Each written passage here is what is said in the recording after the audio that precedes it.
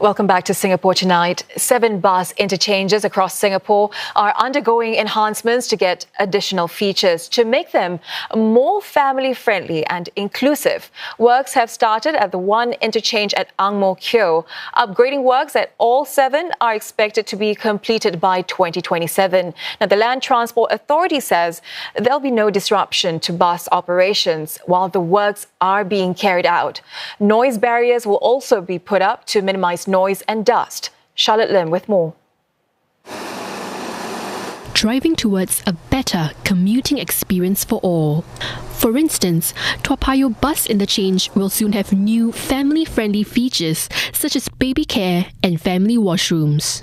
It's a plus, especially for those with young children. We actually have the opportunity where father and mother could come in and look after the kid, tend to the kid.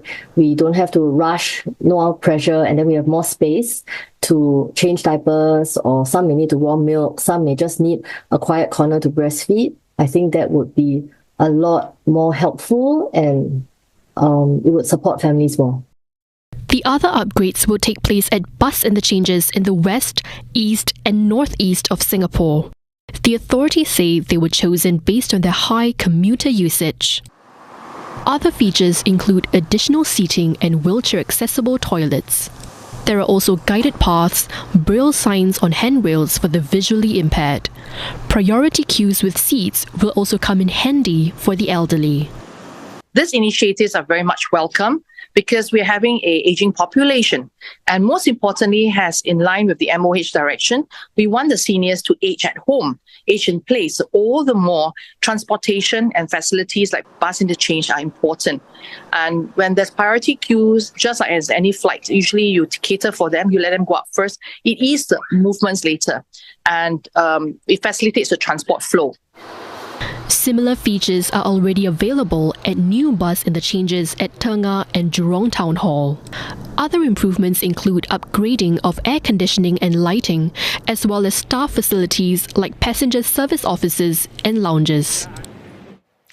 And for more on how the changes will help increase accessibility and inclusivity, we are now joined by Ron Low, Deputy Chief Executive of SG Enable, as well as Muhaimin Ali, PR Assistant Manager at the Singapore Association of the Visually Handicapped. Welcome to the program, both of you.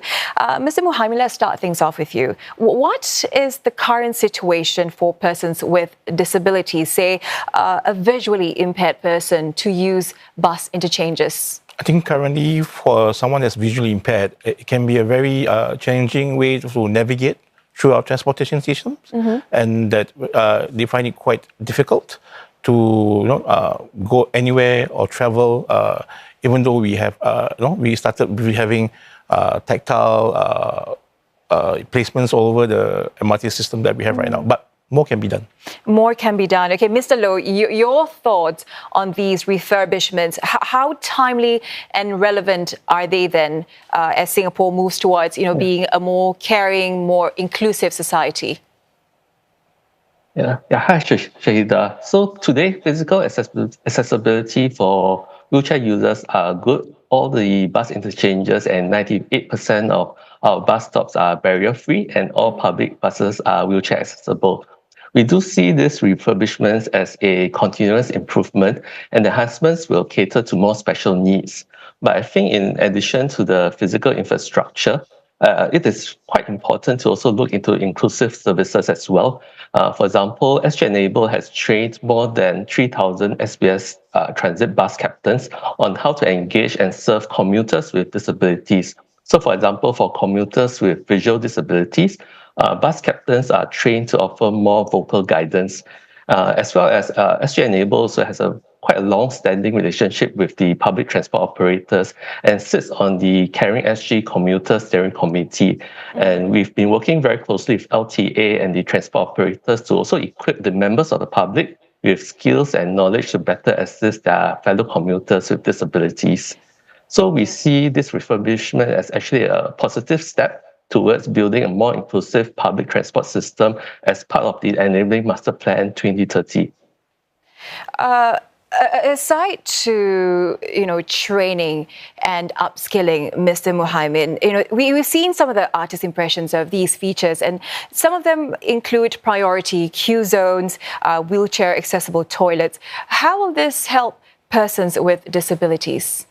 I think we'll enable them to navigate our public transport systems a bit more easier, make their journey more accessible, where it's a bit more inclusive to everyone, including the visually impaired especially. Sort of like Mr. Wan says, we are partnering with, as well as SCBH is partnering with LTA, Johor Transit, and SMRT as well, to make sure that their rise in our transportation system is pretty seamless in a way. But I think more can be done to make it more inclusive for everyone in general.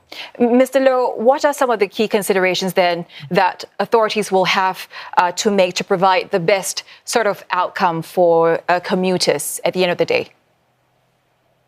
Yeah, so I think when we are designing the interchanges, besides adhering to standards and guidelines such as the BCA's Code of Accessibility, it is very important to consider the user experience of the person with disabilities. So a good example is like for care rooms, could be located at easily accessible locations instead of being tucked in an isolated part of the interchange. So we need to emphasize that during the enhancement phase, the transport operators should involve persons with disabilities and caregivers in the testing of the accessible features to ensure that the installations are effective to support them. Mr. Muhaimin, we are also seeing enhancements to tactile guide paths and braille signs on handrails as part of the plans. Is this sufficient, considering that visual impairment, it comes in a spectrum? Correct. Yeah. So for visual impairment, they come in a spectrum from low vision to total blindness. So we have a good start in terms of tactile and braille at our transport locations all over Singapore. But I think more can be done, especially for those in the low vision spectrum, where we can actually make it more aesthetic and more functional in a way that we can have more tactile beyond the MRT system. So right now, all across Singapore, we are connected. So it's better to have tactile systems expand beyond just the transport system. The works are expected to be completed by 2027, a few more years in the making. Correct. Would these changes be sufficient by then? I certainly hope so, but I think that more can be done, especially in terms of community feedback, especially for the visually impaired community, that we also have that. And also, most importantly, of course, awareness among Singaporeans that we need to have all this in place to have more inclusive society. Yeah. Among the 7 bus interchanges, Mr. Loh, are Ang Mo Kio, Bedok and Boon Lay. Are there plans to expand to other bus interchanges across Singapore after this? Yeah, so I think it's a continuous process.